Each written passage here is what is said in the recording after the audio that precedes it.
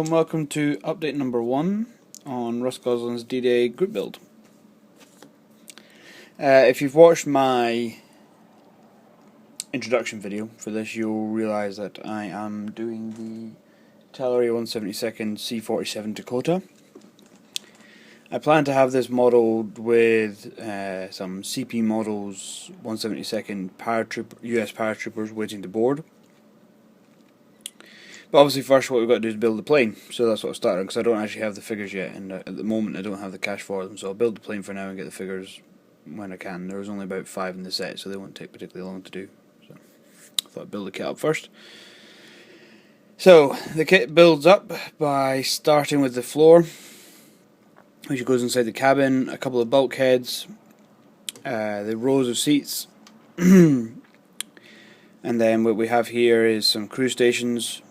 I didn't even realise the C-47 actually had these. I kind of just thought it went straight through to the cockpit from the cargo area, but apparently not. So these just go on here like this. A couple more bits here which form passageways. So one's a table, one's basically a rack of radios. So it's presumably where a radio operator and a navigator would actually sit. Now unfortunately these parts are just blank shapes. There's no detail on them. There's not even any transfers for them, and the photo etch set I got comes with extra details for the cockpit but not for the radios. So basically I decided to add just a little bit of detail there, but it's a bit pointless and I'm going to not bother adding any more than that, because when the fuselage halves are together you'll not see them, because in the fuselage they'll be sitting around here, so there's no windows, and there's a bulkhead so you don't see through from the cockpit anyway, and they're far enough forward that you'll not see through from the cargo door either, and these side windows are too small, and there's a blank. This bulkhead here is solid anyway, so that's that. I just added a little box on there, so this is the real one here.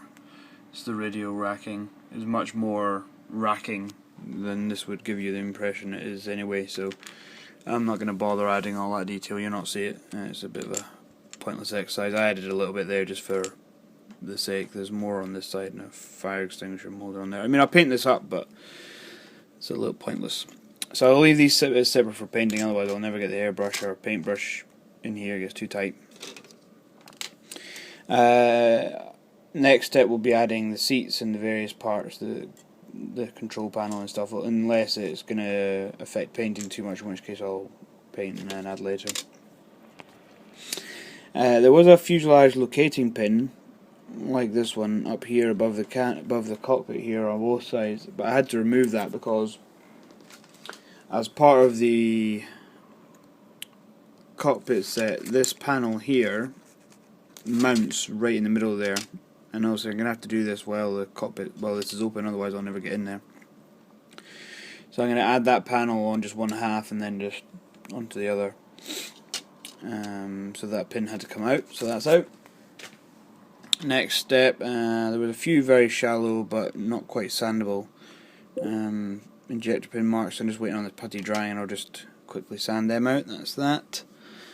Then next step is going to be to start putting some of the photo etch parts into the cockpit here and building up the instrument panel and such for on here. So that's the build so far. Not really very much, just building up this inside here. I don't know whether to bother adding anything else in there. It's one of these planes that you're not going to see inside very much, so I don't think I'll bother. I think I'll just leave it as is. So I'll leave that there, keep it nice and short. So this is update number 1, and I'll see you in the next video for update number 2. Thanks very much. Bye now.